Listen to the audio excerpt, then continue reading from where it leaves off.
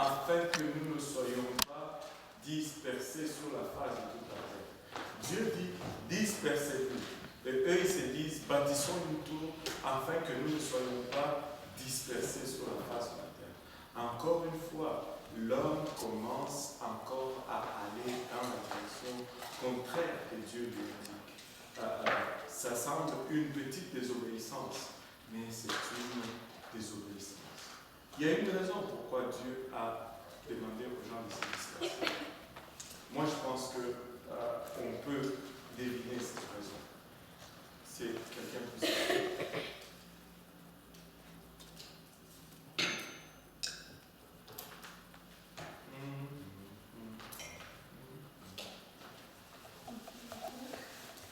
Pour remplir la terre. Il y a une raison.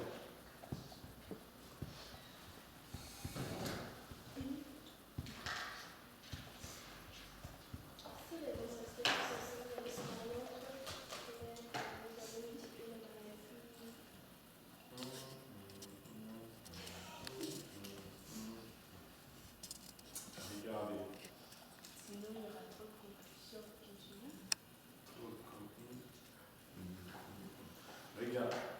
Regardez, juste, la réponse est juste devant nos yeux. Ville, campagne. Plus d'habitants, plus de crimes, plus de stress, plus de mal. Moins d'habitants, moins de crimes, meilleur mode de vie. Plus tu agglomères les gens en un lieu, plus le taux de criminalité aussi. Donc la question n'est pas, ça c'est votre opinion, Ben, c'est logique. c'est la logique. Tout simplement.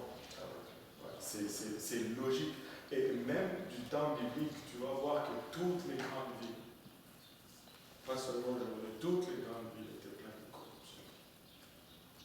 Et quand Dieu demande quelque chose, c'est toujours pour une raison. Regarde toujours les conséquences, tu comprends pourquoi il a demandé. Des fois, il faut attendre que les conséquences arrivent pour réaliser. Mais des fois, il faut juste observer avant de subir les conséquences. C'est plus le taux de criminalité augmente avec la densité. Aussi simple que ça. Le taux de criminalité augmente avec la densité. Et la qualité de vie diminue avec la densité. Ça, c'est si on regarde du point de vue de la masse. Mais des fois, même du point de vue individuel, ne disons-nous pas de fois que quand nos parents sont loin, des fois c'est mieux. S'il y a trop de membres de famille agglomérés à une même place, souvent il y a trop de problèmes à résoudre aussi dans la famille. Mais si tel vit dans cette ville, tel autre vit dans cette ville, ce n'est que du bien. Vous vous rencontrez pour un temps et puis chacun va... Et c'est moins de problèmes.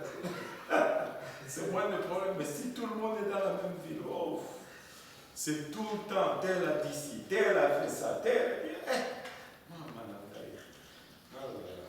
Bon, ça c'est juste en passant. Alléluia. Mais non, il dit toute la terre avait une seule langue et le même mot. Les gens tentent, les historiens, certains, ceux qui tentent dans la Bible bien sûr, tentent à dire que cette langue qu'ils parlaient, qu'ils avaient en commun, c'était l'hébreu. Moi, je n'ai rien pour vous démontrer cela. Je n'ai pas de truc biblique pour vous démontrer que c'était là, c'était ça. Mais comme ils étaient partis de l'Orient, ils trouvèrent une plaine au pays de Shinéar et ils y habitèrent. Ils se dirent l'un à l'autre, allons, faisons de briques et cuisons-le au feu. Et la brique leur servit de pierre et le bitume leur servit de ciment. Ils dirent encore, allons, bâtissons-nous une ville et une tour dont le sommet touche au ciel et faisons-nous bâtissons-nous une ville et une tour dont le sommet touche au ciel et faisons-nous un nom, afin que nous ne soyons pas dispersés sur la face de toute la terre. Ils commencent à bâtir une tour. Pourquoi est-ce qu'ils disent que nous voulons bâtir une tour dont le sommet touche au ciel? Non.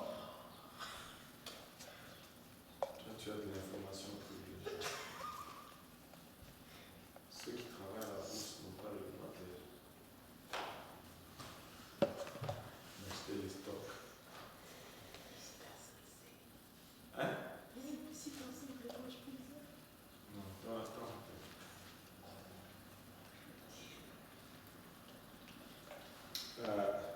Pourquoi est-ce qu'ils disent bâtissons-nous une tour?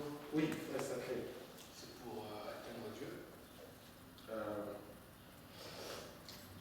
Je ne pense pas, parce que ils sont en train de faire justement le contraire de ce que Dieu veut. Dieu a dit dispersez-vous, et il dit il faut que nous dispersions. Le contraire.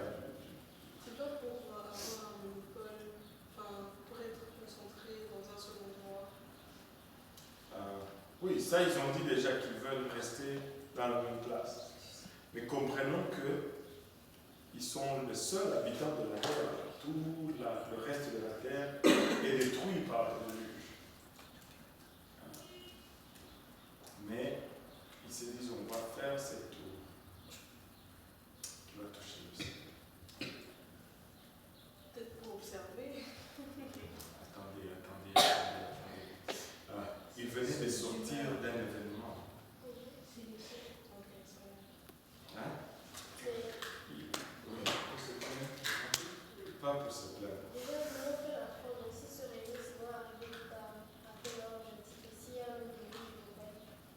Le déluge. Pour eux, ils veulent construire une tour. Que s'il y a un autre déluge, ils vont monter et échapper à la destruction. Tu vois, l'homme va toujours venir avec des idées bizarres. En plus, c'est ce que j'ai fait. Alors que Dieu leur a donné le moyen d'échapper au déluge. Tu vois, Dieu leur a donné le moyen d'échapper au déluge. Mais ils veulent chercher leur propre moyen. Mais non, allait-il être capable de construire une tour qui atteigne le ciel? Oui. Comment ça oui?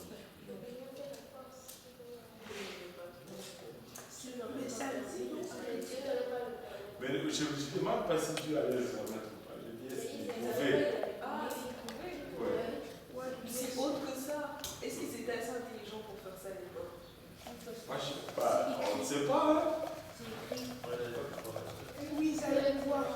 Dans le verset 6, ça dit, et l'Éternel dit, voici, ils forment un seul peuple, ils ont tous une langue.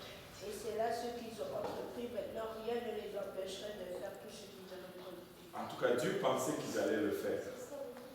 Non, moi je pense pas. Je ne pense pas Si Dieu pense qu'ils sont capables de le faire. je ne pense pas que l'essence de cette phrase veut dire que Dieu pensait qu'ils allaient arriver jusqu'au ciel. Non. Dieu pensait par contre que comme ils se sont décidés, ils ont tous une même langue et ils sont unis. Ils vont vraiment mettre leur projet là. Mais la vérité est jusqu'au ciel. Et Ils allaient commencer, effectivement, c'est ce que Dieu disait. Leur projet c'était de bâtir une tour qui allait jusqu'au ciel. Oui. Parce que humainement parlant, même aujourd'hui c'est pas possible. Je ne pense pas que ceux de l'époque allaient le faire.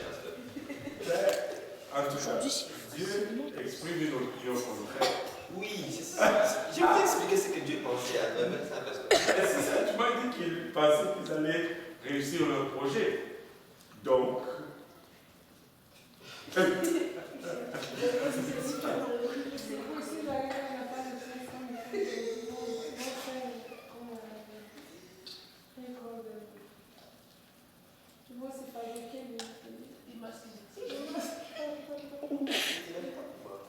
Je voulais juste te dire qu'ils allaient mettre à exécution leur plan d'arriver jusqu'au ciel. Mais En tout cas, Dieu a trouvé nécessaire d'intervenir. Parce que s'il n'allait pas arriver, il allait juste le nécessaire.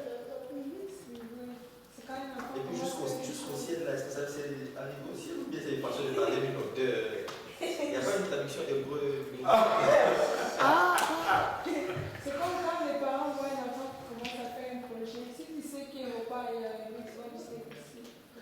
Mais si tu crois qu'ils vont les faire, tu vas les arrêter. On va regarder la traduction hébreu. Le ciel, là, seulement. J'aime cette étude. Bon, King James, Genèse 11, 4. On va dans King James Plus.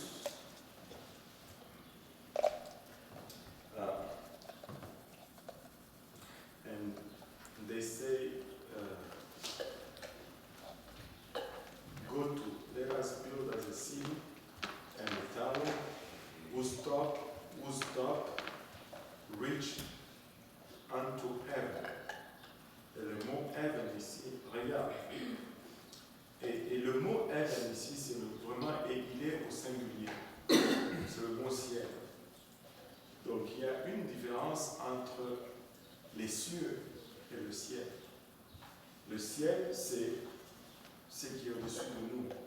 Mais les cieux, c'est les lieux d'habitation de ce qui est angélique et ce qui est divin.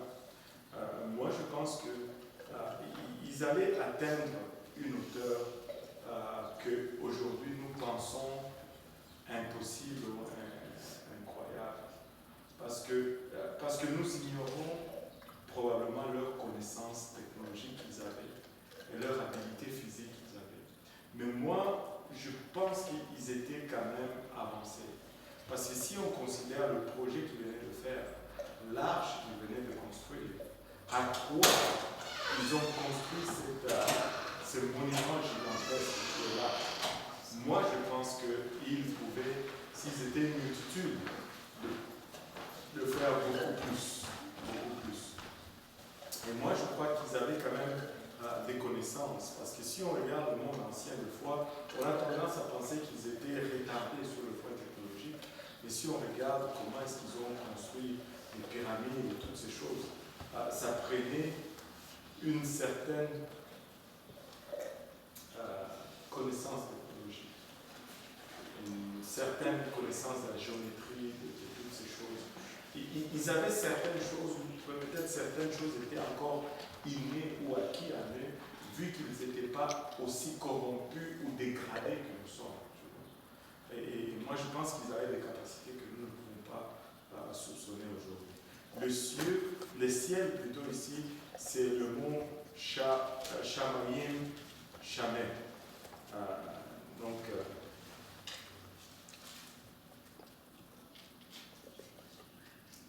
the sky as aloft, the door, perhaps alluding to the visible arc in which the clouds move, as well as to the higher when the celestial body revolves. Ex-astrologer. C'est juste le ciel qu'on voit. C'est juste l'espace au-dessus de nous. C'est juste l'espace au-dessus de nous. Maintenant. Moi j'ai une question. Oui.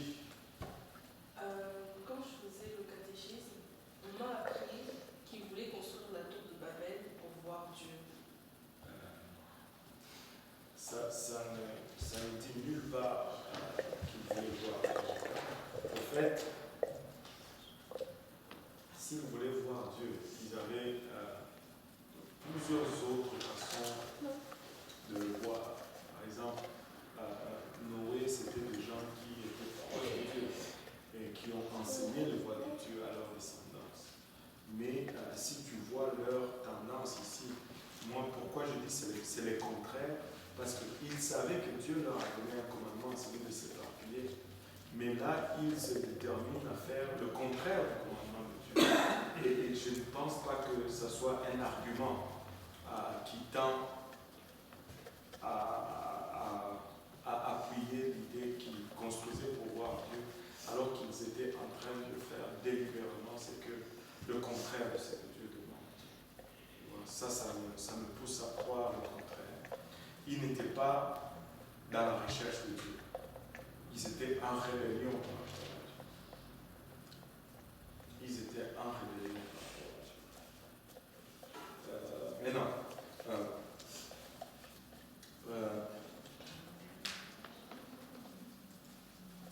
et juste l'idée de « et faisons-nous un nom au cœur ». Ce n'est pas l'indicatif des gens qui cherchent à le voir. C'est tout le contraire des gens qui cherchent à aller voir Dieu. Verset 5.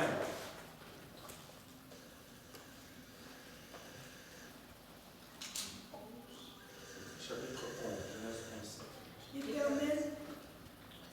L'Éternel descendit pour voir la ville et la côte que baptisaient les fils des hommes. Qui baptisaient les fils des hommes.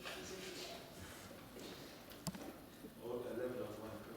Continue. Et l'Éternel dit, voici, ils forment un seul peuple et ont tous une même langue. Et c'est là ce qu'ils ont entrepris. Maintenant, rien ne les empêcherait de faire ce qu'ils auraient projeté. Allons, descendons, et là, confondons leur langage, afin qu'ils n'entendent plus la langue les uns des autres. Et l'Éternel les dispersa loin de la surface, sur la face de toute la terre. Et ils cessèrent de bâtir la ville. C'est pourquoi C'est pourquoi on l'appela du nom de Babel, car c'est là que l'Éternel confondit le langage de toute la terre, et c'est là que l'Éternel les dispersa sur la face de toute la terre. Voilà. Regardez ceci. Dieu descend et les disperse. Mais regardez la déclaration que Dieu fait ici. Il y a une grande leçon que nous pouvons tirer d'eux. Il dit, voici, ils ont une même langue.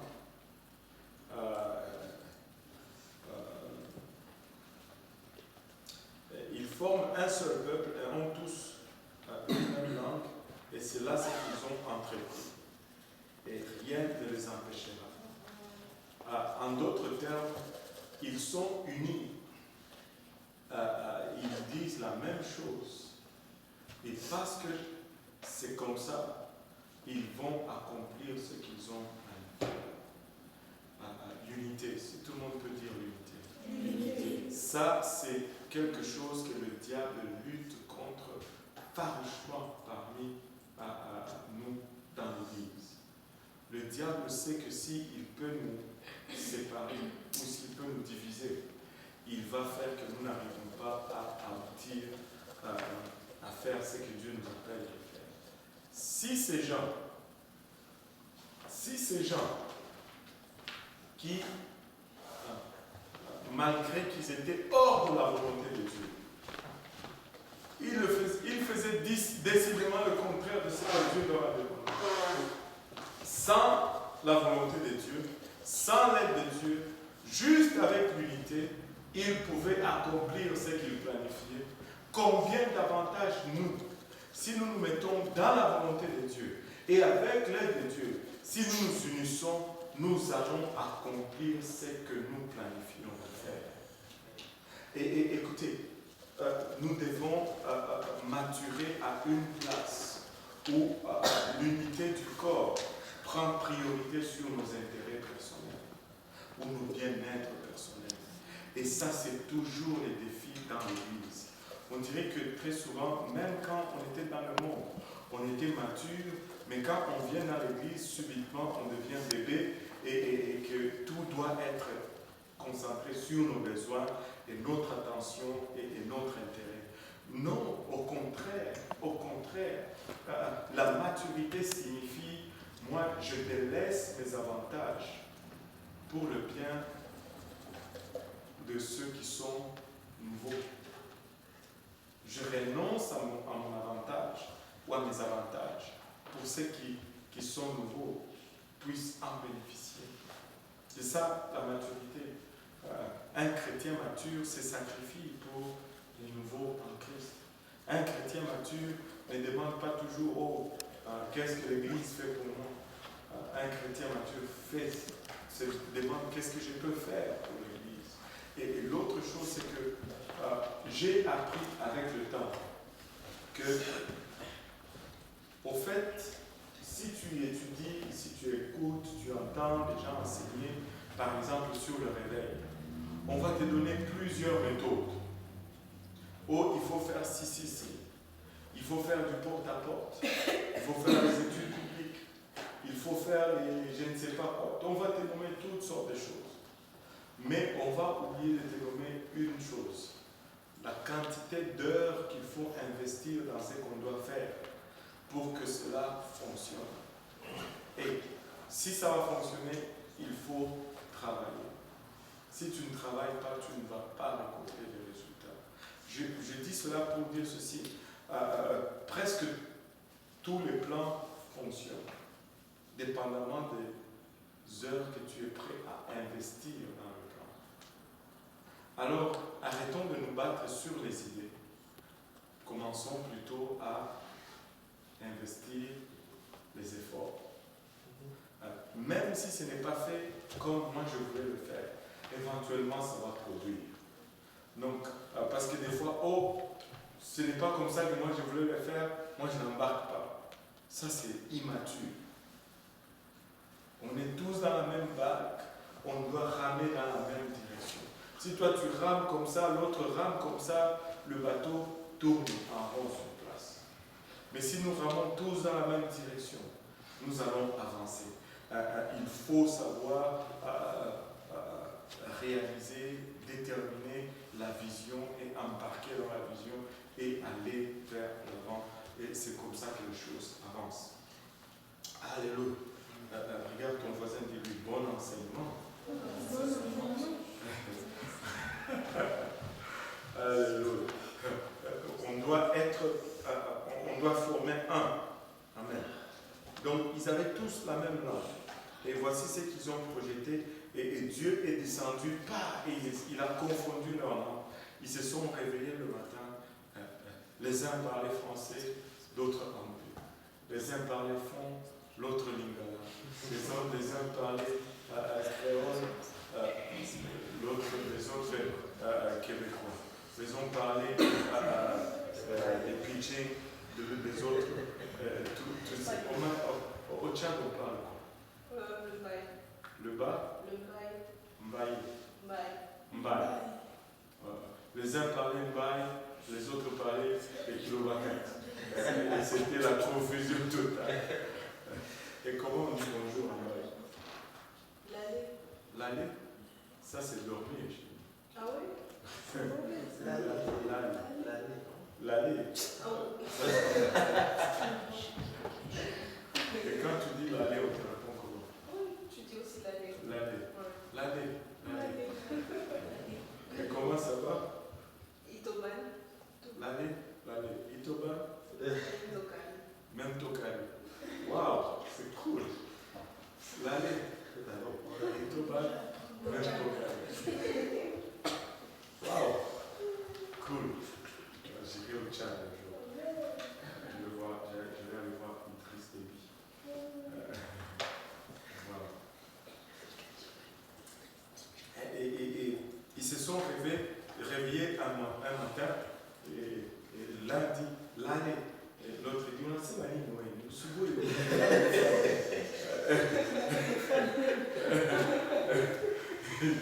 c'est le matin, comment est-ce que je vais aller dormir?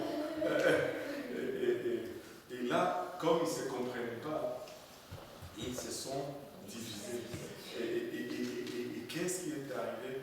Ceux qui se comprenaient se sont regroupés et ainsi il y a eu division de peuple. Et c'est là qu'on retrace la naissance des nations. La naissance des nations. Oui, tu avais une question. En fait, je voulais dire qu'ils ont eu le temps de parler avant. Non, ils n'ont pas eu le temps de parler avant. Ça, c'est justement le contraire. Mais ça, c'était une malédiction. Et c'est relié au don de langue. Parce que là, ce qui s'est passé, c'est qu'on voit la naissance des nations. Les nations viennent de naître. Mais cette naissance était produite par une désobéissance. Et l'enseignement que je donne là-dessus, c'est toujours ceci. Dieu va te demander de faire quelque chose.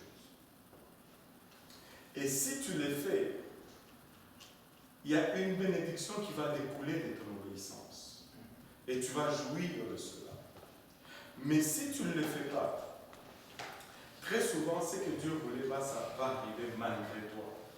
Mais si ça arrive malgré toi, ça va générer plutôt une malédiction qu'une bénédiction. Tu vas voir partout où Dieu a demandé de faire quelque chose que l'homme a résisté. Quand la chose est arrivée, ça a été au détriment de l'homme. Ça a été au détriment. Ça arrive encore et encore et encore dans la parole de Dieu. Quand Dieu demande quelque chose et qu'on embarque pour le fait, ça génère une bénédiction dans nos vies. Mais quand on n'embarque pas, Dieu va trouver une façon que ça arrive. Mais là, ça ne va pas être pour notre bénédiction. Et on voit qu'il a utilisé les langues pour disperser. Et à Babel, les gens ont parlé en langue, ils ne se comprenaient pas. Mais à Pentecôte, encore là, à Pentecôte, la Bible nous dit que toutes les nations qui avaient sous le soleil étaient là. Et là, ils ont commencé à parler en langue, mais à Pentecôte, ils se comprenaient. À Babel, il y a eu une nation, mais à Pentecôte, il y a eu unification. À Babel, il y a eu malédiction, à Pentecôte, c'était une bénédiction. Et au fait, la malédiction de Babel est défaite par la Pentecôte. Il est vraiment défaite par la Pentecôte. Voilà. Et là, ils se sont dispersés, et c'est là qu'on a vu les grandes lignes migratoires. Le fils de Sem ont peuplé l'Asie mineure, et le fils de Japheth, les descendants de Japheth sont montés vers le nord-ouest. Ils ont peuplé l'Europe, et les descendants de Cham sont descendus plutôt vers le Moyen-Orient, et ils ont repeuplé le Moyen-Orient ainsi que le continent africain. Et si tu retraces toutes les nations, toute l'immigration va découler de ces lignes migratoires. La dernière fois, j'avais dit que j'allais envoyer une étude sur les 16 fils de Noé. Mais je ne sais pas, j'avais un problème avec avec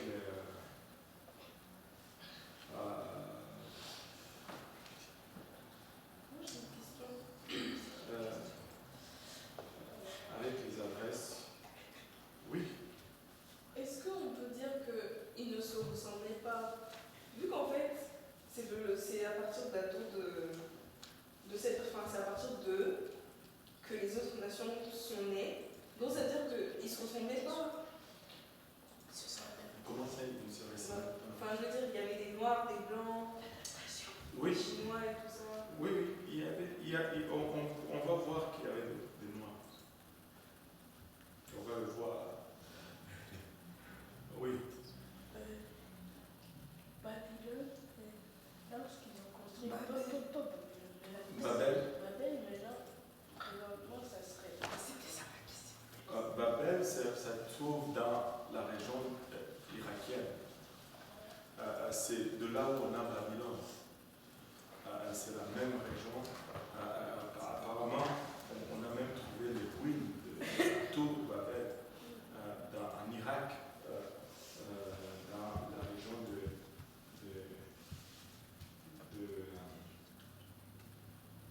de Bagdad. En fait. Bagdad vient de Babylone. Babylone dérive de Babel. C'est là où apparemment cette tour n'était pas juste une tour, c'était aussi là où l'idolâtrie a commencé. L'adoration de faux dieux a commencé. Et c'était la naissance vraiment des religions humaines. Et l'histoire nous en dit plus loin.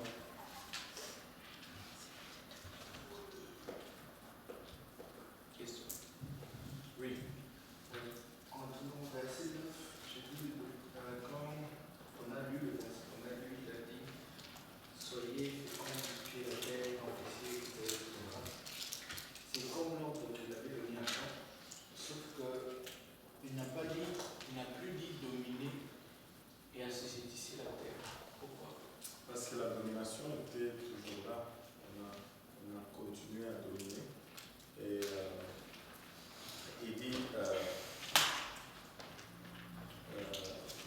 serait un sujet de crainte et de foi pour tout animal de la terre, pour tout oiseau du ciel, sont enlevés entre vos mains.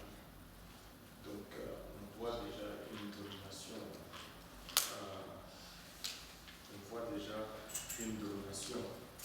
Ça n'a pas cessé. Ça n'a pas cessé d'être. L'homme reste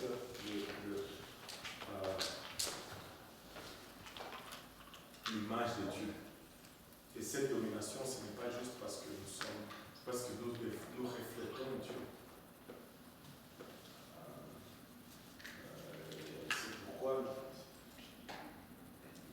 nous héritons cette domination. Et nous devons refléter sa domination sur la terre. Mais nous abusons souvent. Maintenant, dans le chapitre 10, on va revenir un peu au chapitre 10. Et si tu étudies le chapitre 10, tu vas voir que dans ce chapitre 10, il y a 16 petits-fils de Noé qui sont listés. Maintenant, il y a une étude sur Internet, j'ai pu la voir en français. Pour ceux qui veulent, je vais essayer de le renvoyer. Mais est-ce que à ceux que j'avais renvoyés la dernière fois, ils ont reçu? Parce que je me suis rendu compte que les mails n'étaient pas partis parce que j'avais de fausses adresses. Bon, on va regarder ceci.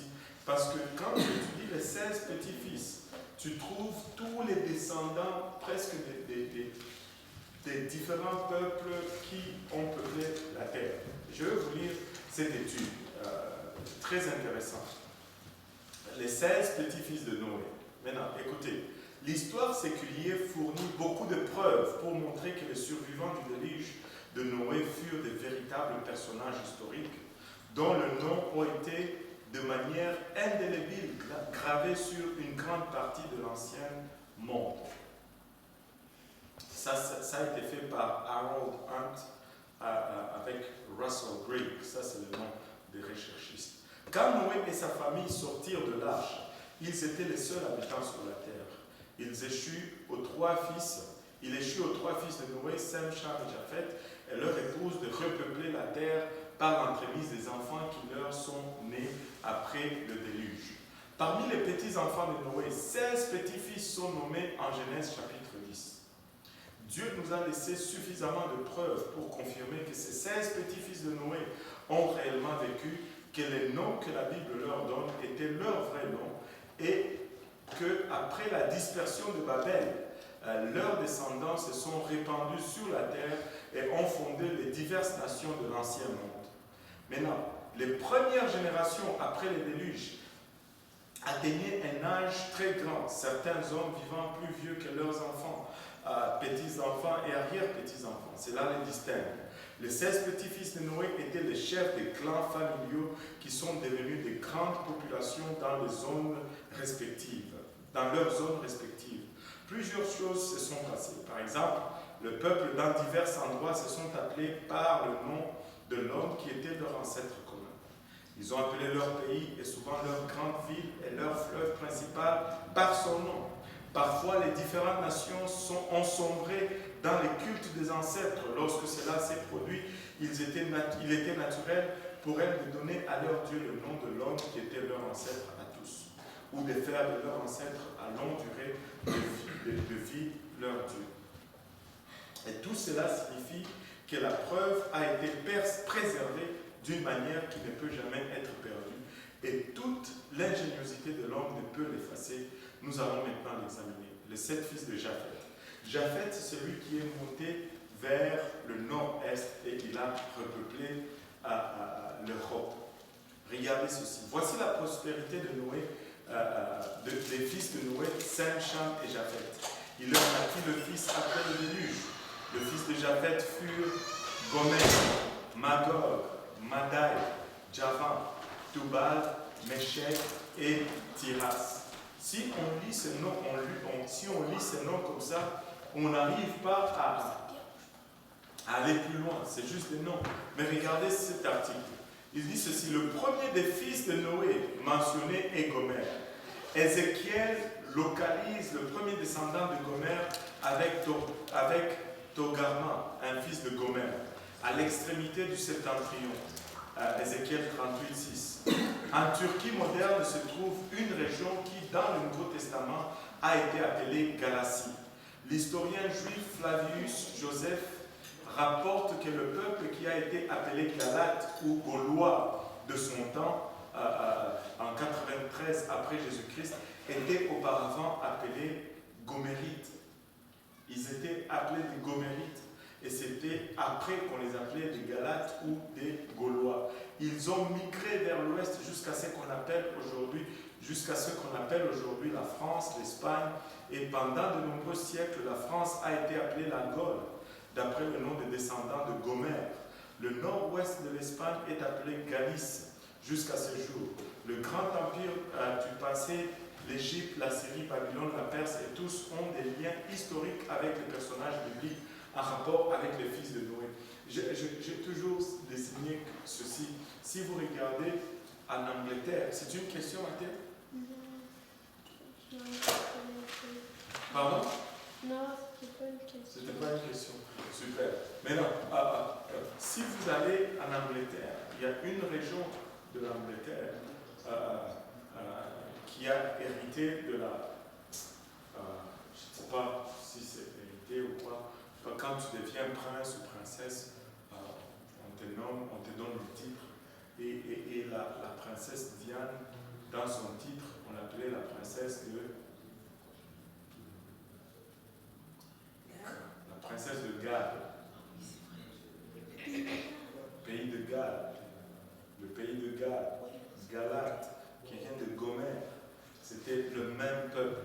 Maintenant, les grands empires du passé, l'Égypte, la Syrie, Babylone, la Perse et tous, ont des liens historiques avec les personnages bibliques en rapport avec le fils de Noé.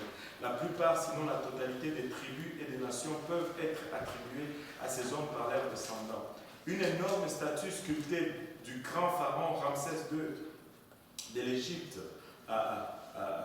les ruines de l'ancienne cité Nabathème à Pétra. Certains des Gomérites émigrent vers ce qu'on appelle maintenant le pays de Galles. L'historien gallois Davis mentionne une croyance traditionnelle galloise selon laquelle les descendants de Gomère débarquèrent sur l'île de la Grande-Bretagne à partir de la France près de 300 ans après le déluge. Il mentionne également que la langue galloise est appelée Goméraègue, d'après leur ancêtre Gomère. Waouh! Waouh, waouh, waouh! D'autres membres de leur clan se sont installés le long de la route, y compris les Arménies. En Arménie, les fils de Gomère étaient Ashkenaz, Rifat et Togarma. Genèse 10.3. L'encyclopédie Britannica dit que les Arméniens affirment traditionnellement qu'ils sont descendus de Togarma et d'Ashkenaz. L'ancien Arménie pénétrait jusqu'à l'intérieur de la Turquie. Le nom Turquie vient probablement de Togarma. D'autres d'entre eux ont émigré en Allemagne. Ashkenaz est le mot hébreu pour l'Allemagne. L'Allemagne en hébreu c'est Ashkenaz, un des fils de Gomère. L'autre petit-fils mentionné est Magog. Selon Ézéchiel, Magog a vécu aux extrémités du septentrion, Ézéchiel 38-15. Joseph mentionne que ceux qui l'ont appelé Magogites, les Grecs les appelaient Scythes. Selon l'encyclopédie britannique, l'ancien nom de la région qui comprend désormais une partie de la Roumanie et de l'Ukraine était Scythie. L'autre petit-fils, il s'appelait Madai. Avec le fils de Shem et Lam, Madai est l'ancêtre de nos Iraniens actuels. Joseph dit que les descendants de Madai ont été appelés les Mèdes. Madai, Mèdes. C'est par les Grecs. Chaque fois que les Mèdes sont mentionnés dans l'Ancien Testament, les mots utilisés est le mot hébreu Madai. Waouh! Après le temps de Cyrus, les Mèdes sont toujours, à une exception près, mentionnés avec les Perses. Ils sont devenus un seul royaume avec une seule loi. La loi des Mèdes et des Perses. Daniel 6, 8, 12, 15. Plus tard, ils ont été appelés simplement Perses depuis 1935, ils ont appelé leur pays Iran. Les Mèdes ont aussi fondé l'Inde. Le nom du petit-fils suivant, Javan, est le mot hébreu pour Grèce. Quand les Hébreux veulent dire Grèce, les Grecs disent Javan, un petit-fils de Noé. Grèce, Grécia ou Grex apparaît 5 fois dans l'Ancien Testament et toujours le mot hébreu Javan. Daniel se réfère au roi de Grécia, Daniel 8, 21, littéralement le roi Javan. Écoutez, allez prendre, je vais prendre Daniel 8. Daniel 8, 21. Daniel.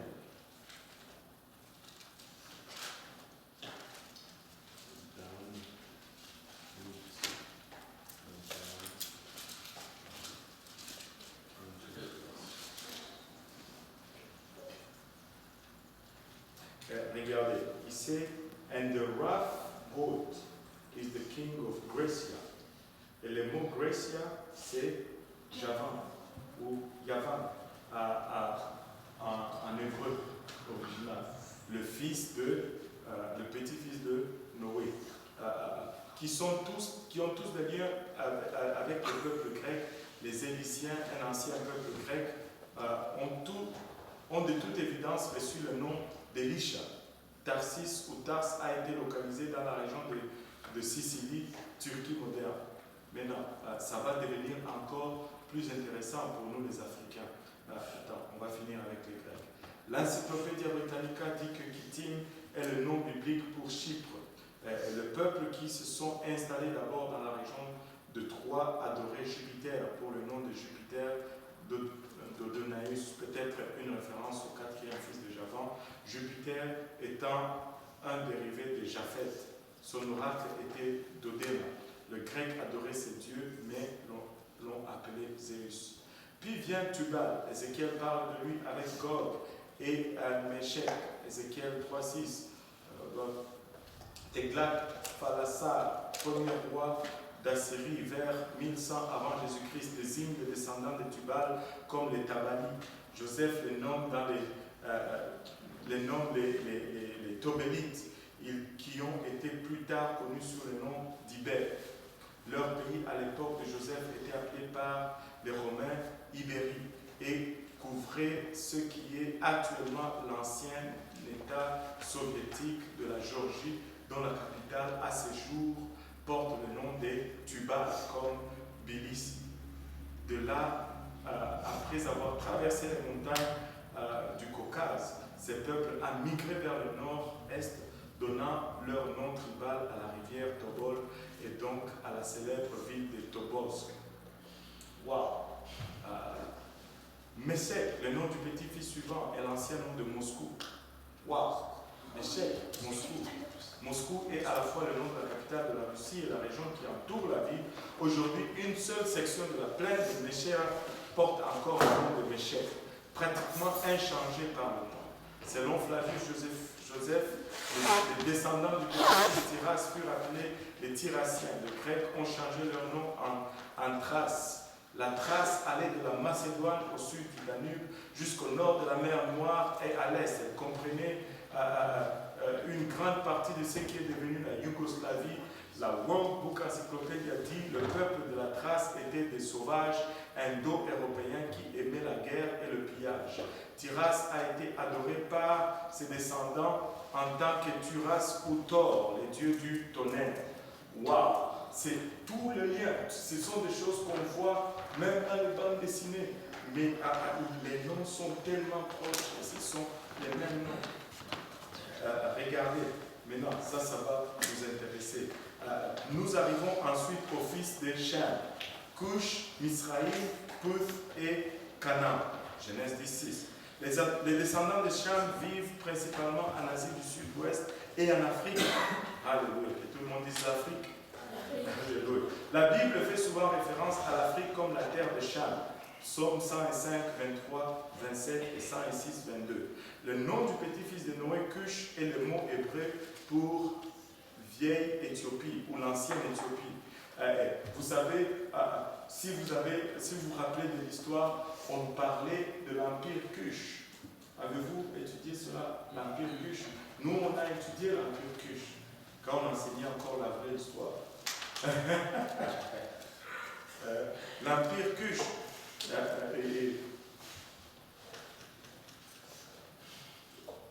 Et le mot Kush, c'est le mot hébreu pour l'Éthiopie.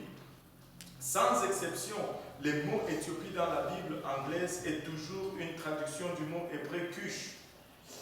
Quand tu lis Kush dans la Bible, c'est l'Éthiopie.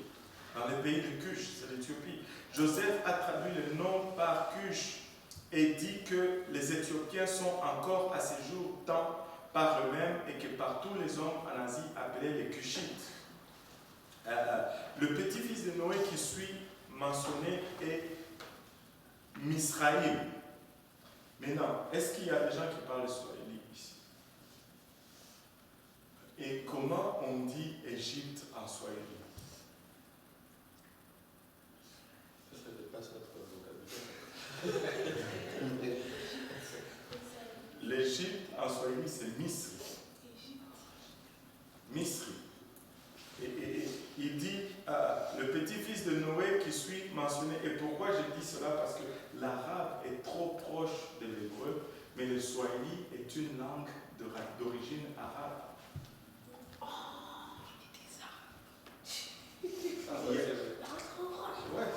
L'Égypte, c'est Misri. Misri, l'Égypte c'est Misri. À Swahili, l'Égypte c'est Misri. Et il y a beaucoup de mots en Swahili qui sont le même en arabe.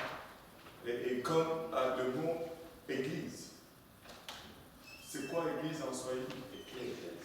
Non. Kanisa. Kanisa. Ça c'est en grec. Mais en hébreu c'est aussi, plutôt en arabe c'est kanisa.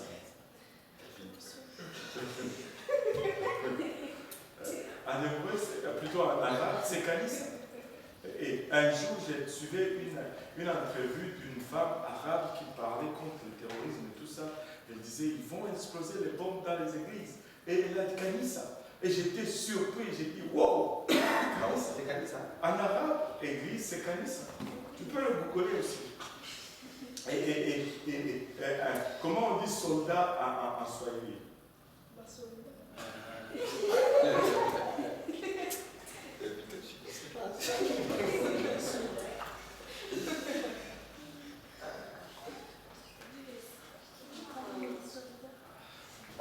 Soldat, comment on dit soldat en swahili?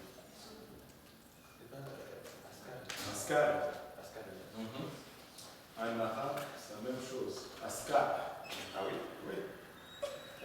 Quand vous dites safari, Nenda safari, c'est la même chose en arabe. Voyage. C'est pas Safari.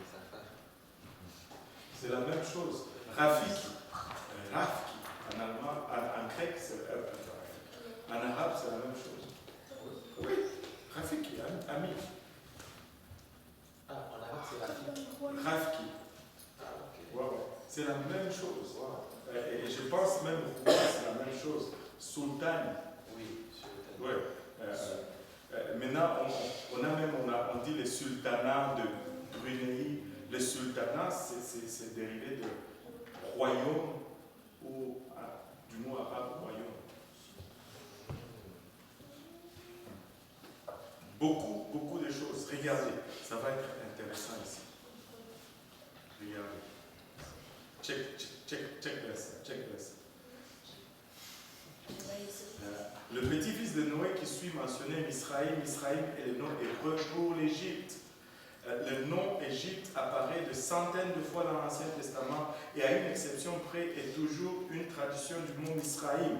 Par exemple, lors de l'enterrement de Jacob, les Cananéens ont observé le deuil des Égyptiens et ont ainsi appelé l'endroit Abel Misraïm. Genèse 50, verset 11. Est-ce que quelqu'un peut lire Genèse 50, verset 11? Abel Misraïm. Genèse 50, verset 11 dit: les habitants du pays des Cananéens furent témoins de ce deuil dans l'ère d'Akkad, et ils dirent: voilà un grand deuil parmi les Égyptiens. C'est pourquoi l'on a donné ce nom d'Abel Misraïm. À Abel Misraïm. Misraïm pour Égypte. Puf est le nom du petit-fils de Noé, suivant, est le nom hébreu de la Libye. La Libye, en hébreu, c'est Puf. Il est ainsi traduit 3 fois dans l'Ancien Testament. L'ancienne rivière Puf était en Libye au temps de Daniel et le nom a été changé en Libye. Daniel 11,43. Quelqu'un peut chercher Daniel 11,43. Joseph dit Puf fut aussi le fondateur de la Libye et appelé Putit, les habitants inspirants de son propre nom. Oui. Il se rendra avec des trésors d'or et d'argent et de toutes les choses précieuses de l'Égypte.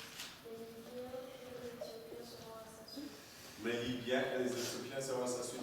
Et le mot Libye est traduit du mot Puf. Le fils. Wow. Et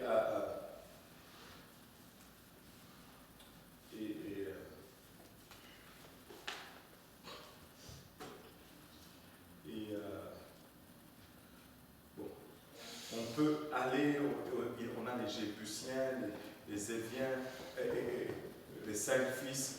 Je vais vous envoyer et vous allez le lire pour vous-même. Il y a une autre chose que je vais vous montrer. Attends, dans Genèse 11. Non, Genèse 10.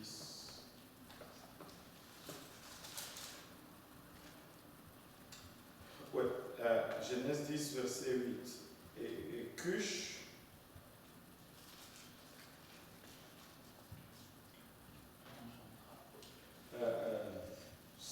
ça dit Cush or Ethiopia, the name of the son of Ham and of his territory, also in Israel, Cush, Ethiopia.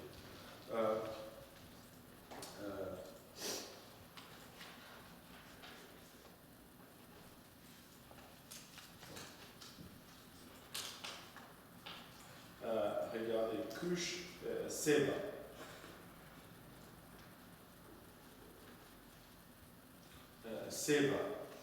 Seba, c'est une des dérivées de la reine de Saba.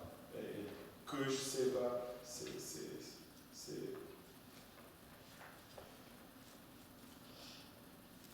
et encore, le nom of the son of Cush, the country of Capri, Sata, Rama.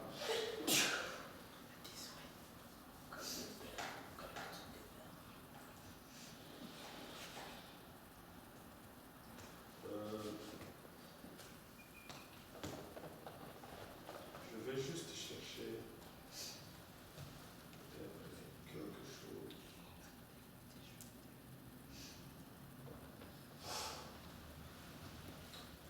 Juste confirmer quelque chose.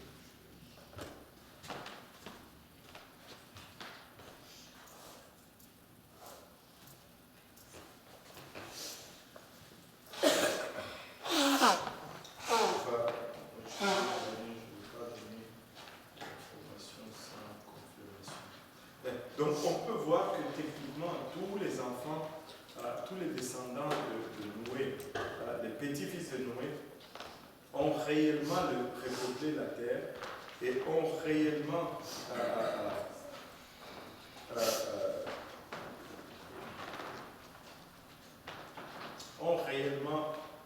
existé et nous pouvons retrouver leurs traces dans l'histoire.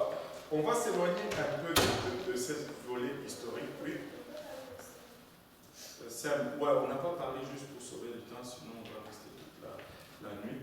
Je me suis dit, je vais vous envoyer le truc et vous allez le lire même pas après.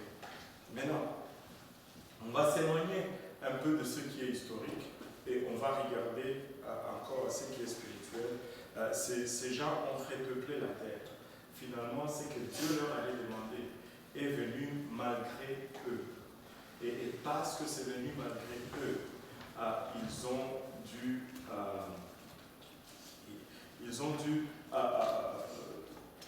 être victimes de cela ou jouir de cela même.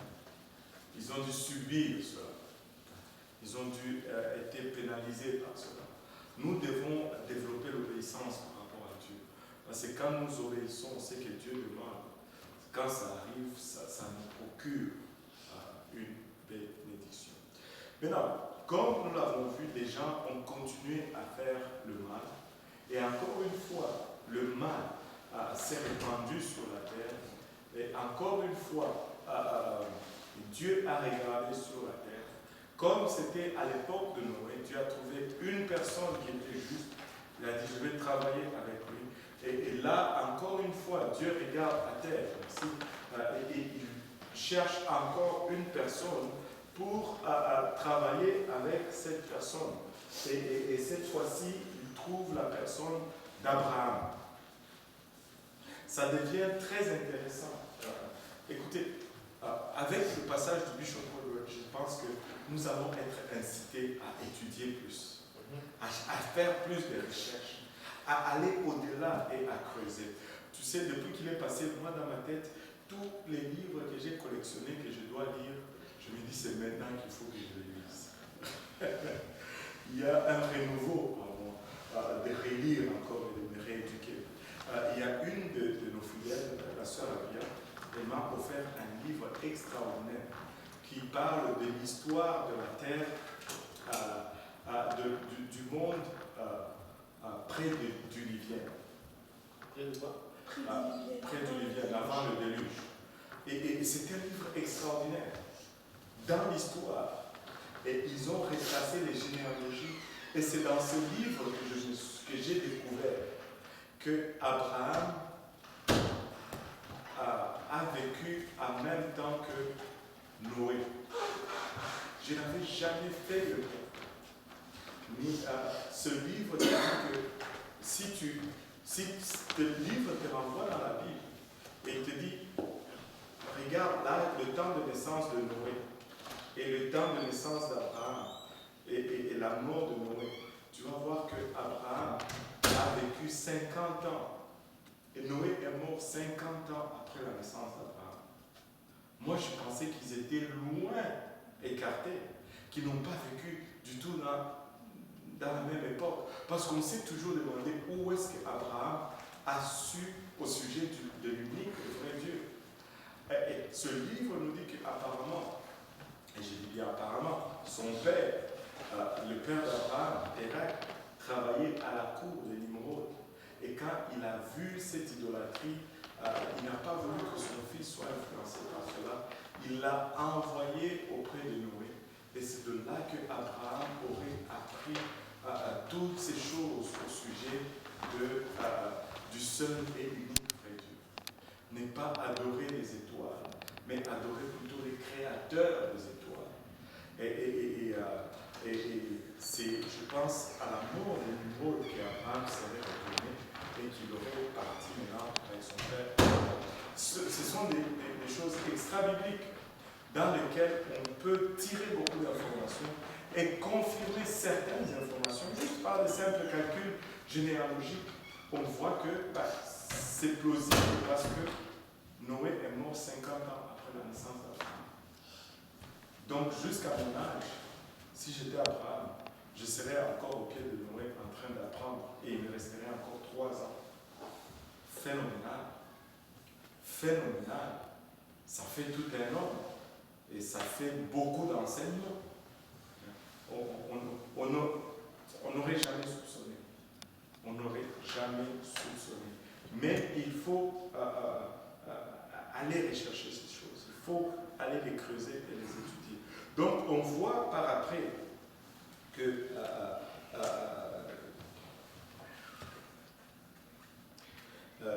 tu peux, à partir du chapitre 11, verset 10, relier au chapitre 5 de Genèse. Tu peux faire le lien et trouver que Abraham et Noé ont vécu ensemble. Parce que la Bible nous dit que Noé a engendré Sem, Cham et Japhet alors qu'il avait 600 ans. Amen. Et à partir de ce temps, à partir du verset 10, Sem, âgé de 100 ans, engendra, tu vas aller jusqu'à Abraham à la fin fin de ce chapitre 11. Maintenant, parlons un peu d'Abraham. Nous savons qu'Abraham a été appelé, et très souvent nous disons qu'Abraham a été appelé, et c'est vrai qu'il a été appelé, mais si nous étudions le chapitre 11, nous pouvons entrevoir que l'appel n'était pas fait directement sur Abraham, mais son père était aussi impliqué dans l'appel que Dieu avait fait à Abraham. Lisons Genèse 11 à partir du verset 22.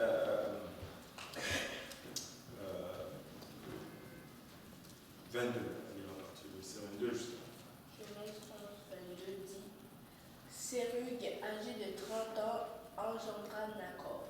Sérug vécut après la naissance de Nacor 200 ans, et il engendra des fils et des filles. Nacor, âgé de 29 ans, engendra Terach. Nacor vécut après la naissance de Terach 119 ans, et il engendra des fils et des filles.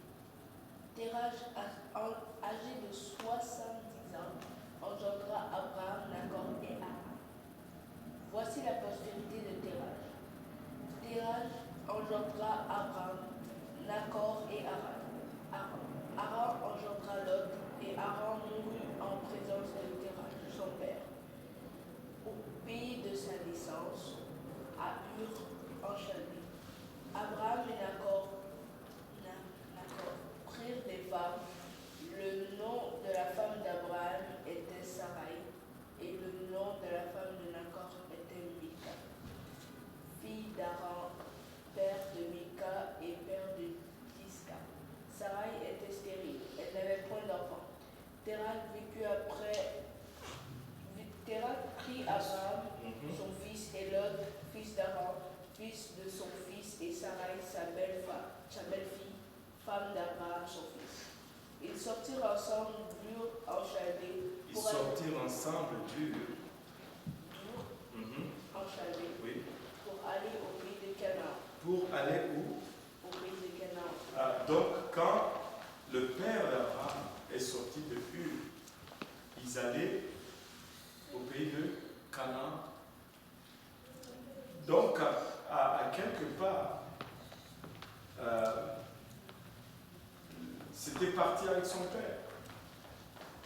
Et puis, ça dit, ils vinrent jusqu'à Charan et ils y habitèrent. Les jours de Terach furent de 205 ans, et Terach mourut à Charan. voilà. Et donc, Terach était parti de Charan, et plutôt de Ur, avec Abraham, mais ils ne sont pas arrivés à Canaan. Ils sont arrivés à Charan, et là, Terach est mort.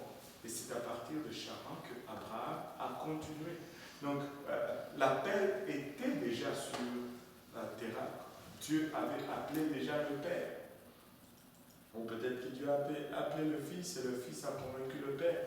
Mais est-il que c'est Terach qui est sorti de Ur en amenant Abraham, son fils, et Lot, son neveu, et Sarai, sa belle-fille. Donc, arrivé à Charan, Terach est mort, et là, ils sont restés là. Maintenant, Dieu renouvelle maintenant son appel à Abraham, après la mort de Terach. Regardez le chapitre 12. On va lire le 5 premier verset. L'Éternel dit à Abraham, va-t'en de ton pays, de ta patrie et de la maison de ton père, dans le pays que je te montrerai. Je ferai de toi une grande nation et je te bénirai. Je rendrai ton nom grand et tu seras une source de bénédiction. Je bénirai ceux qui te béniront et je maudirai ceux qui te maudiront. Et toutes les familles de la terre seront bénies en toi. Abraham partit comme l'Éternel le lui avait dit, et Lot partit avec lui. Abraham était âgé de 75 ans lorsqu'il sortit de Charan. Abraham prit Sarai, sa femme, et Lot, fils de son frère, avec tous leurs biens qu'ils possédaient et les serviteurs qu'ils avaient acquis à Charan. Ils partirent pour aller dans le pays de Canaan, et ils arrivèrent au pays de Canaan. Wow. Maintenant, regardez ceci. L'Éternel dit à Abraham, va-t'en de ton pays, ta patrie et de la maison de ton père dans le pays que je te montrerai. Je ferai de toi une grande nation. Maintenant, il dit, va-t'en de ton pays. Waouh! Va-t'en de ton pays. Et puis, il ajoute, va-t'en de ta patrie.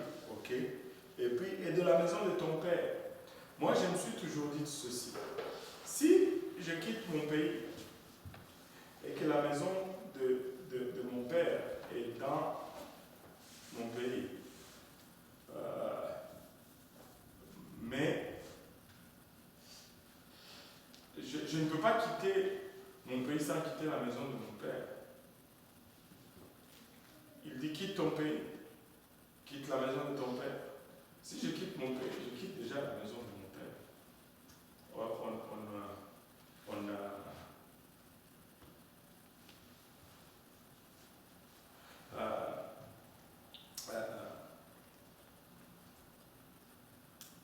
Tu ne peux pas techniquement quitter ton pays sans quitter la maison de ton père. C'est impossible. Donc c'est un commandement qui ne fait pas de sens. Si on prend cela littéralement, la maison de ton père. Mais la maison de ton père ici, ce n'est pas la maison de ton père. Quitte ta famille. Laisse ta famille en arrière. Ce n'est pas une maison en briques. C'est ta famille. Quitte ta famille. Littéralement, ne prends personne et va là où je vais t'indiquer. Mais Abraham a échoué. Alors, il devait aussi laisser sa femme. Ça, c'est sa femme. Sarah fait partie de la maison d'Abraham. Il dit la maison de ton père. L'autre ne devait pas aller. Maintenant, regardez ceci. Il dit, je ferai de toi une grande nation. Il y a un problème avec cette promesse. Souvent, Dieu va nous faire des promesses qui ne sont pas du tout réalisables. Et tu sais, une fois, j'étais en prière dans le sous-sol à Saint-Jean. Il y avait un homme de Dieu qui était venu de la Louisiane. Il est venu vers moi, il a commencé à parler sur moi. Et c'est comme s'il était fixé là. God's gonna use you. He's gonna do this and that. Et là, tu sais, mon cœur a commencé à battre. Je dis, wow, please, this is too much. C'est trop pour moi. Et quand il a fini, je lui ai dit, j'ai peur. Et puis il m'a regardé, il dit, si ça ne te fait pas peur, c'est que ce n'est pas de Dieu. Si ça ne te fait pas peur, c'est que ce n'est pas de Dieu. Tu sais, je peux toujours promettre à mon fils qu'il va avoir une nouvelle paire de chaussures.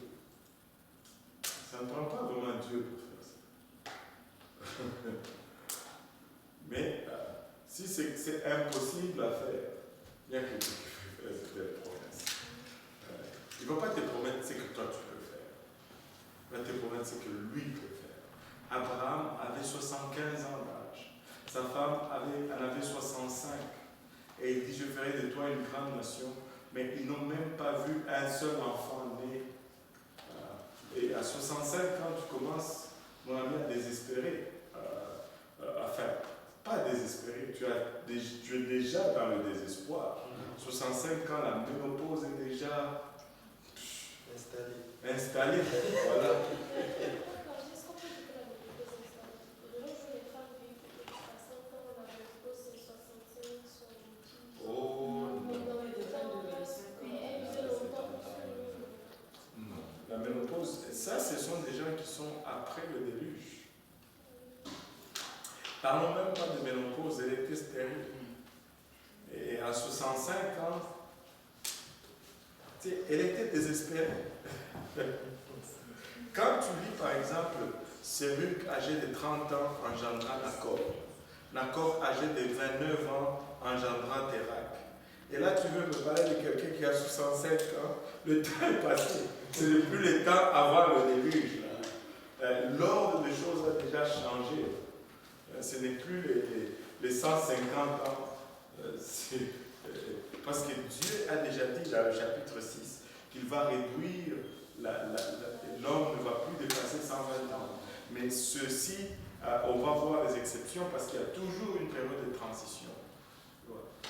Il va y avoir toujours une période de transition. Mais 65 ans, c'est déjà loin avancé. Une petite. Les 120 ans, c'est à ça aujourd'hui. Oui, aujourd'hui. J'ai vu les nouvelles, je ne sais pas si c'était la France, mais une femme au Brésil à 120 quelque chose. Plus de 120 ans. Ouais, il y en a combien en fait? C'est ça le truc. Il y en a beaucoup. Non. Non, quand je dis beaucoup, c'est que peut-être il y a 5 personnes comme ça sur la place. Même pas 5. J'ai fait des recherches là-dessus. Il n'y en a pas beaucoup. Même quand tu vois la femme au Brésil, là, il y a même des doutes. Mais 120 ans, là, c'est comme tout le monde pète avant cela, ça brise. Hein? De 75 ans? C'est fécondation in vitro. C'est ça. Mais très souvent, fais des recherches, va voir, tu sais, avec l'Internet, maintenant, tout est facile. Regarde les centenaires. Des fois, ils ne savent pas même lire en inverse. Ouais. Parce que moi, je sais que la doyenne du monde, c'était une Italienne. Je ne sais pas si elle est décédée, elle a genre 112 ans ou quelque chose comme ça. Donc il faut vraiment suivre ces choses-là. Et ils disent que son secret, c'est qu'elle mange toujours la crème glacée après le repas. Je sais pas. C'était un nouvelle.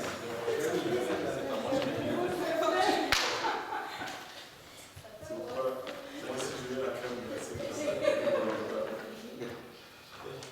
pas n'importe quelle crème glacée. Gelato. Gelato. Aïe, aïe, aïe. Mais c'est ça. Donc, le 120 ans est vraiment applicable. Et aussi, il y a une chose, par exemple, que comme étudiants de la Bible, nous devons être un peu réalistes. C'est-à-dire, quand Dieu dit 120 ans, ok, le monde a 7 milliards d'habitants aujourd'hui. Si tu as une personne qui passe 120 ans, ça fait vraiment une différence. Sur 7 milliards d'habitants. Ça fait quand même c'est insignifiant. La moyenne d'âge ici, pas la moyenne d'âge, la moyenne l'espérance de vie c'est 80 ans, 81 ans ici au Canada.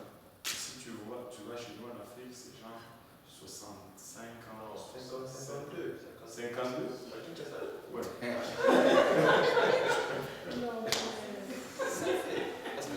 Maintenant, c'est cinquantaine dans la ciel. Ah ouais? Parce que quand tu suis les avis de décès, là, souvent, c'est les cinquantaines. Waouh. Il ne fallait pas dire ceci, maintenant ma femme ne va plus vouloir venir au Congo. Elle va gâter mon affaire. C'est la pauvreté qui fait que... Et donc, on dégrade. Dieu dit, tu seras une grande nation, même pas un enfant. Et je te bénirai. Je rendrai ton nom grand et tu seras une source de bénédiction. Non seulement je vais te bénir, mais je vais te rendre grand. Et toi, tu vas être une source de bénédiction. Par toi, plusieurs vont être bénis. Écoutez, j'ai lu un livre qui dit ceci. Le monde ne serait pas ce qu'il est aujourd'hui si les Juifs n'étaient pas ce qu'ils étaient. On a l'influence juive presque dans tous les secteurs, que ce soit médical, technologique, social, biologie. Il y a une grande influence juive. J'ai partagé une prédication là-dessus faite par un de nos anciens. Ça s'appelle The Jewish Connection.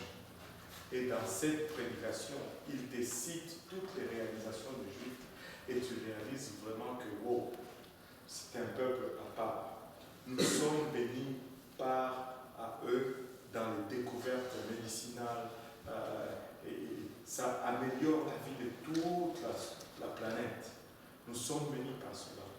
Mais la plus grande bénédiction vient du fait que notre Seigneur Jésus était un Juif. Je pense que c'est la grande bénédiction dont il parle ici.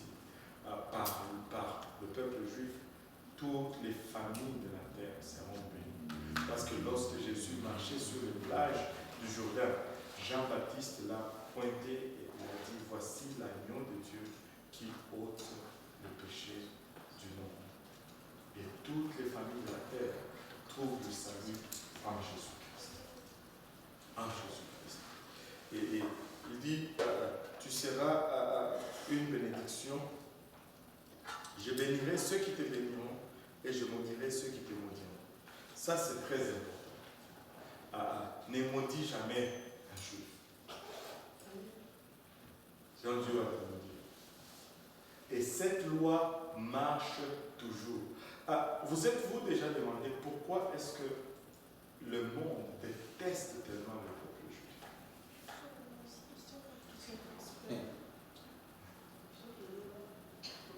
Pas seulement qu'ils sont prospères, mais c'est parce qu'ils sont choisis par Dieu. Ne trouves-tu pas étrange que lorsque tu donnes ta vie à Dieu, que Dieu te donne son nom? C'est comme si tu commences des fois à être rejeté ça et là. Parce que quand Dieu te pointe, le monde te rejette. Quand Dieu te pointe, le monde te rejette. Donc, les Juifs sont choisis par Dieu. Mais il dit, je bénirai ceux qui te béniront et je maudirai ceux qui te maudiront. On peut voir cela à travers le temps. Allez faire cette recherche. Toutes nations dans le passé qui se sont pris à Israël, ils sont tombés. Ils ont été dans la décadence. Il y en a qui attribuent même la chute de Hitler au fait qu'il s'en est pris aux Juifs. Toutes les nations qui se sont pris à Israël, ils sont tombés. Ils sont tombés. Maintenant, il y a une prophétie de temps moderne qui découle directement de ceci, et nous sommes récipiendaires de cette prophétie. C'est une anomalie totale. Et moi, je sais qu'à un moment donné, dans le futur, on regardera à ce temps et on va dire, ouais, c'était une prophétie. Nous sommes en train de sortir d'une crise mondiale. Et cette crise a commencé lorsque l'économie américaine a chuté. Maintenant, le Canada, c'est à peine 35 millions, je ne me rappelle plus le nombre exact. Presque 35 millions d'habitants. Et les États-Unis, c'est plus de 350 millions d'habitants. Notre économie dépend de l'économie américaine. Quand les Américains vont bien, nous allons bien. Quand les Américains tombent, nous tombons. Et il y a même un dicton dans le monde économique qui dit que quand les États-Unis éternuent, le Canada a une grippe.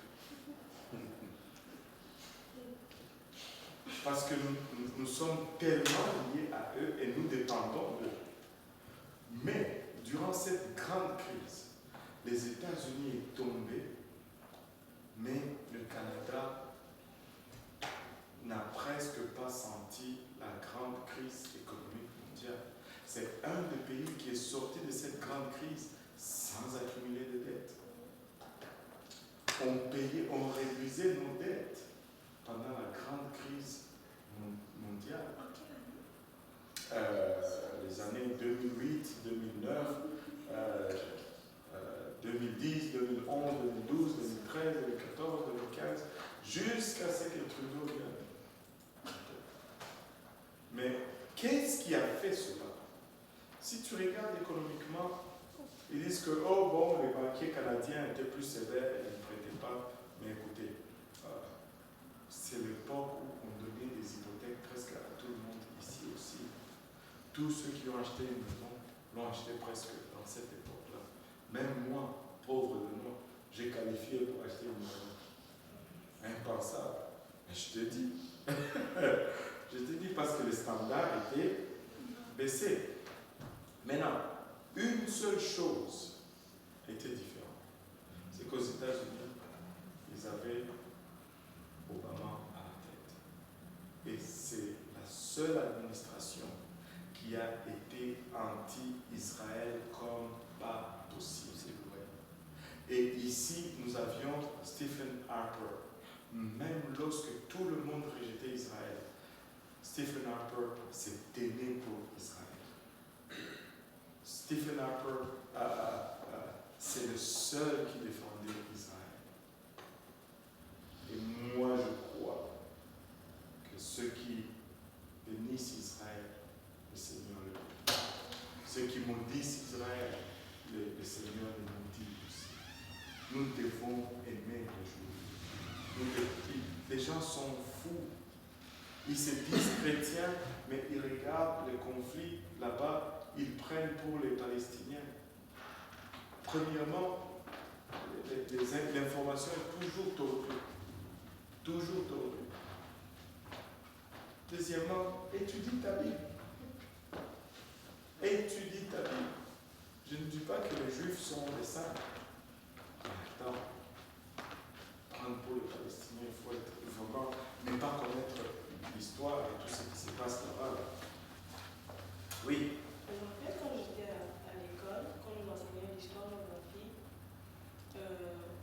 l'histoire surtout, ils nous montraient les propagandes comme celles contre les Juifs dans la Deuxième Guerre et tout. Et puis, c'est comme la façon dont ils décrivaient les choses, c'est comme ça portait vraiment à toi aussi de faire détester. Parce qu'à un moment, moi aussi, j'étais comme, oh, ça c'est qui et tout. Et c'est après vraiment que j'ai réalisé que ça c'était comme. Oui, et c'est de la propagande. Oui.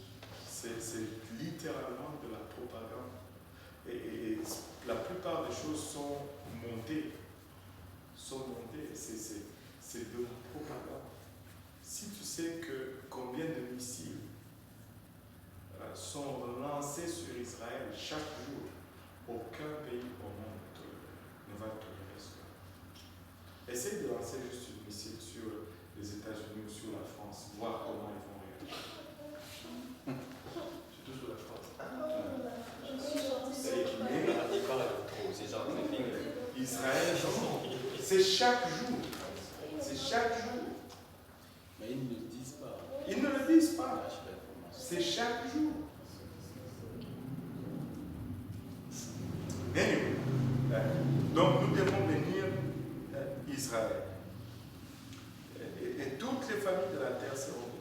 Abraham partit comme l'Éternel lui avait dit, et l'autre partit avec lui. Écoute, la Bible dit Abraham partit comme le Seigneur lui avait dit, et l'autre partit avec lui. Cette mention de l'autre partie avec lui vient tout de suite après qu'il dise qu'il partit comme l'Éternel lui avait dit. Et ça indique que ça ne fait pas partie de ce que Dieu lui avait dit. Et le fait d'avoir amené l'autre va engendrer des problèmes. Et si tu regardes comme Africain, ou comme être normal, je devrais dire, tu peux te rendre compte que Abraham a fait ce que la plupart d'entre nous auraient fait. Imaginez un peu le scénario. Il quitte Ur avec son père et tout cela. Lot, on a lu que le père de Lot s'appelait Haran et le père de Lot était déjà décédé. Là, Lot était maintenant sous la garde de son grand-père. Maintenant, il part de Ur, ils arrivent à Charan, Térak meurt. Et Dieu lui dit, pars, ne prends personne. Maintenant, Abraham regarde à gauche, à droite, il dit, avec qui est-ce que je vais laisser mon neveu? Si je le laisse ici, qu'est-ce qu'on va en dire? Ça ne fait pas de sens. Je l'amène quand même avec nous. Vous savez, des fois, Dieu va nous donner des ordres qui semblent ne pas faire de sens. Mais on n'obéit pas à Dieu parce que ça fait du sens. On n'obéit pas à Dieu à cause de quand dirait-on. On obéit à Dieu parce que Dieu l'a demandé tout simplement. Ça faisait tout le sens que Abraham amène Lot.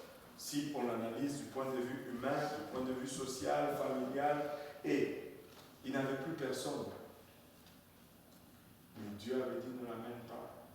Et tout de suite, dans le chapitre suivant, on va voir que ça va commencer à causer des problèmes pour Abraham.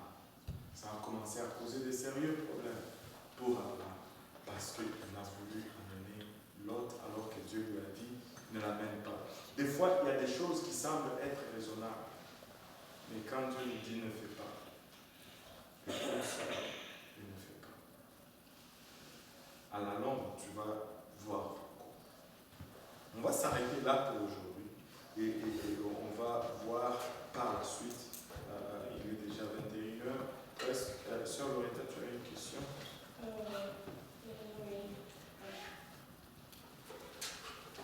À ce moment, en fait, Abraham, il avait déjà beaucoup de possessions. Il était riche et tout. Et l'autre aussi. De terre, je ne sais pas s'il en avait déjà, parce qu'on le voit quand même errer ça et là.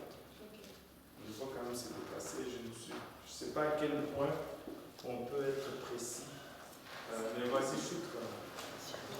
Et l'autre aussi avec une possession. C'est après que c'est arrivé. Est-ce que l'autre aussi avait des possessions? Où ça? Au moment où ils sont partis.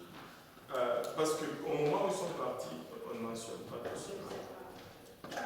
Parce que Dieu dit, je te bénirai. Donc, moi, j'anticipe que les bénédictions sont à venir. Dans le chapitre 13, verset 5, il dit Lot qui voyageait avec Abraham avait aussi des brebis, des bêches et des tentes. On a compris que c'est suffisant pour Mais ça, c'est après. ce meilleur Abraham était notre meilleur Abraham. Parce que la richesse d'Abraham a commencé à s'accumuler alors qu'il est d'abord arrivé à Canaan. Et c'est là qu'on commence à parler vraiment de sa richesse. Mais alors qu'il devenait riche, je pense que l'autre aussi s'enrichissait en même temps. Parce que ça a pris quand même du temps. Parce qu'ils sont allés jusqu'en Égypte, ils se sont cachés pour la famine, ils sont retournés. Je pense que ce ne sont pas des intervalles de 3 mois. Je pense que c'est plus des intervalles de 2, 3, 4 ans, 5 ans. Je ne vois pas d'indication de temps. Mais moi, je pense que la richesse a commencé à venir progressivement après.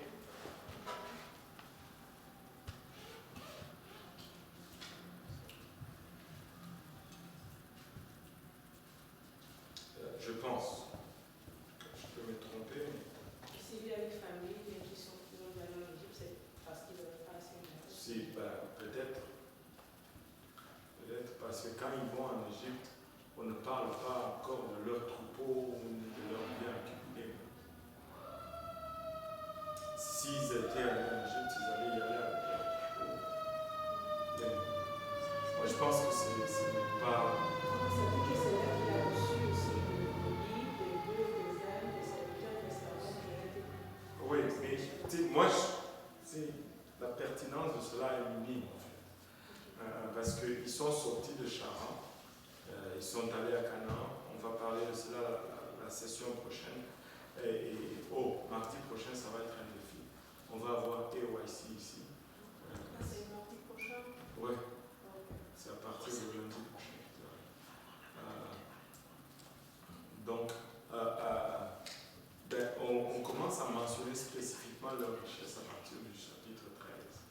Maintenant, est-ce qu'ils étaient riches déjà dans le chapitre 12? chapitre 1, verset 5. Ouais. Il dit,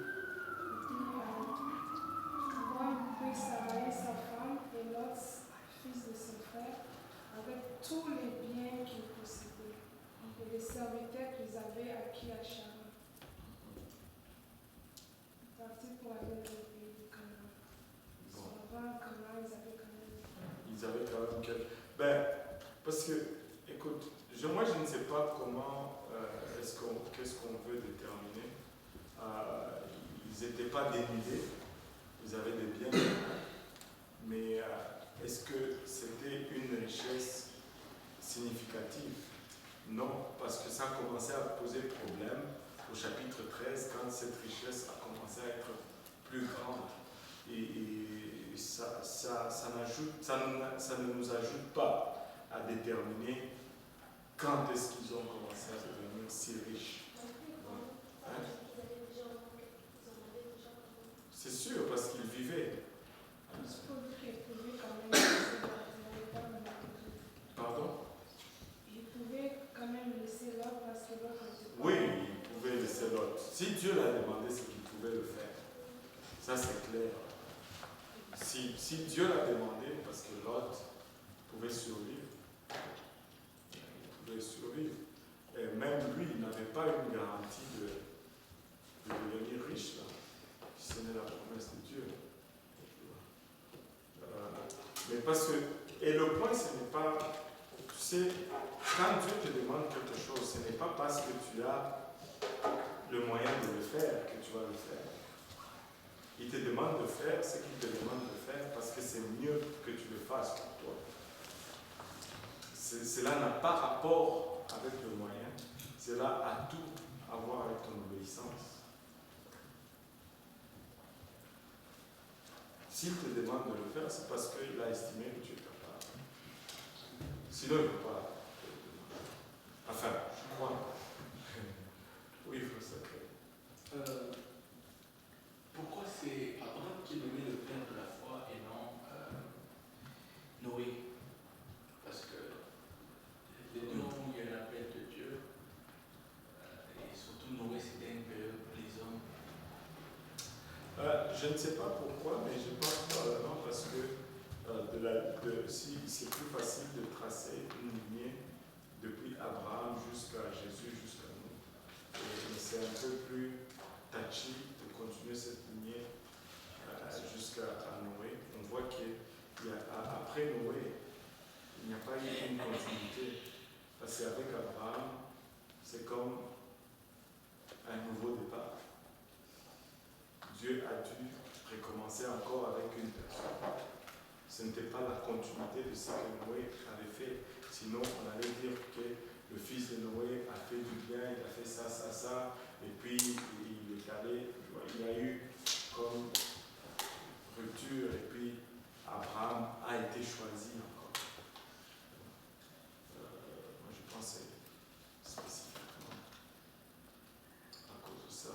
Mais à partir d'Abraham, tu vois Abraham, Isaac, Jacob, qui devient maintenant Israël.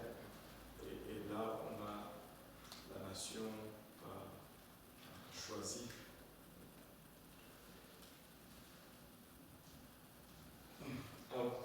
Mais encore là, Dieu a le prérogative de décider.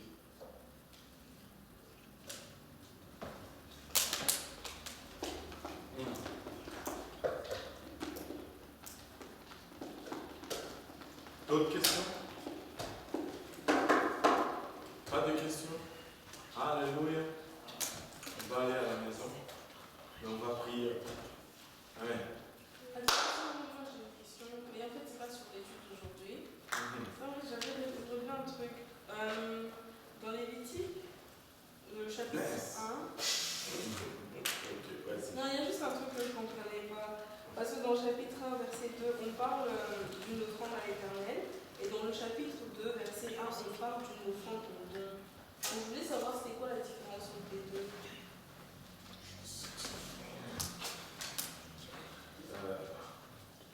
Ça c'est un défi.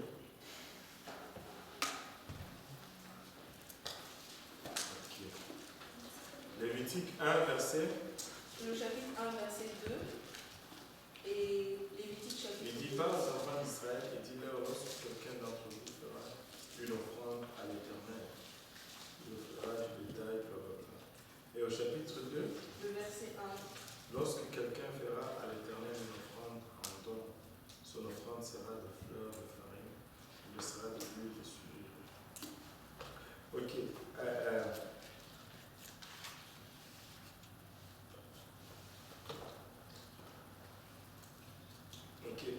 Moi je pense que ça, je ne sais pas, mais il faut lire peut-être tout le contexte pour comprendre où il veut. Premièrement, tu vois que c'est deux sacrifices différents. Le premier, c'est vraiment une offrande à l'Éternel.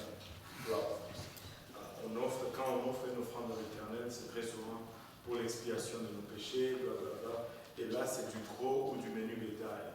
Et là, le sacrifice doit avoir du sang. Mais ici, il offre une offrande en don, c'est-à-dire il prélève une partie probablement de sa récolte.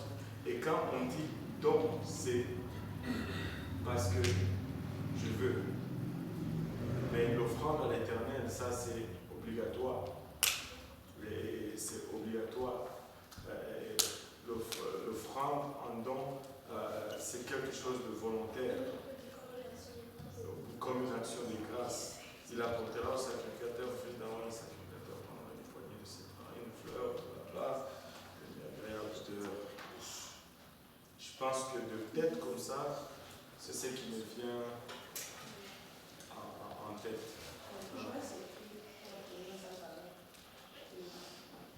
Pour obtenir sa faveur, le type 2, ça dit quoi? Pour ne pas obtenir sa faveur.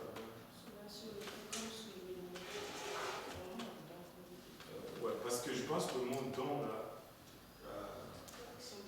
ça est indicatif. Parce que quand je te fais un don, je te donne ce que je veux. Non, mais ce n'est pas plus dans le sens que dans le premier chapitre, on parle de payer les péchés, comme vous avez dit, le prix du péché. Ouais. Il fallait offrir, mais dans l'autre, ce n'est pas pour un péché. C'est ça, offre de ton propre gré. Voilà. Moi, je pense que c'est vraiment ça la différence.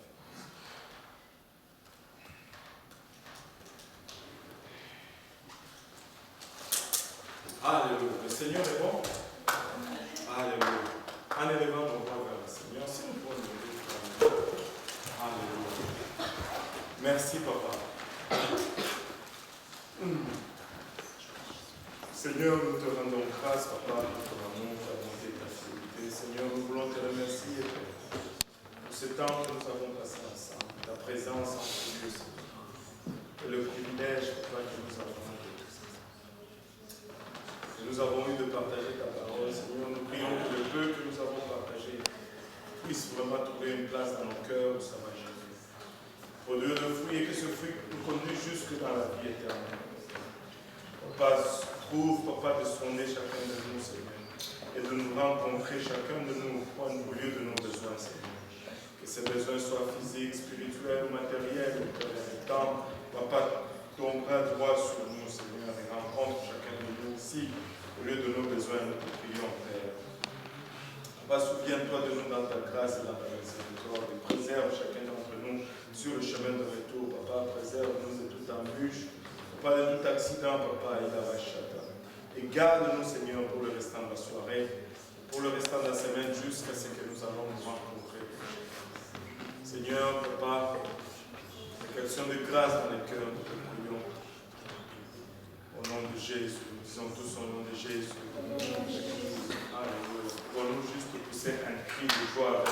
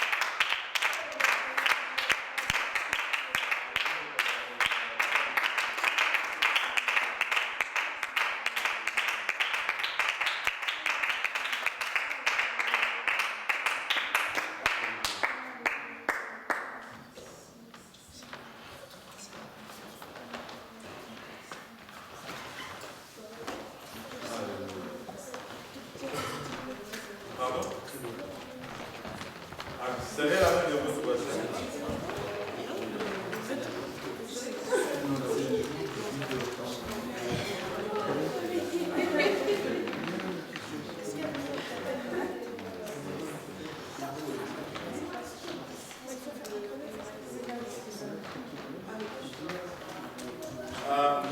Est-ce quelqu'un qui veut le truc là?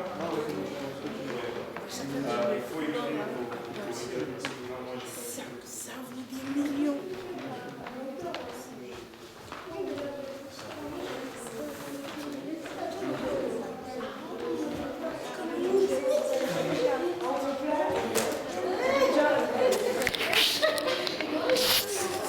Ah ouais, c'est